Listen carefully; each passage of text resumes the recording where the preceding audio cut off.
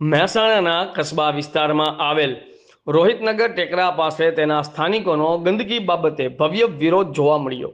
આ જગ્યા પર પાણીની ટાંકી અને જોડે બાળકોની બાળવાડી આવેલ છે અને અહીંયા ચમાર લોકો મરેલી ગાયના ચામડા કાપે છે અને એની ગંદકી આ પીવાના પાણીમાં અને બાળવાડીના બાળકોને તેના સ્થાનિકોને ખૂબ જ ગંભીર પરિસ્થિતિ સહન કરવી પડે છે।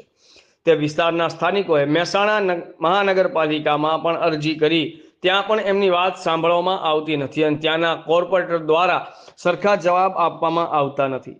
તેના સ્થાનિકોએ હાઈરે મહાનગરપાલિકાના નારા સાથે ગુંજી ઉઠી મહિલાઓ એકઠી થઈ અને આનું નિરાકરણ જલ્દી આવે તેવું 7 દિવસનું અલ્ટિમેટમ મહાનગરપાલિકાને આપ્યું છે।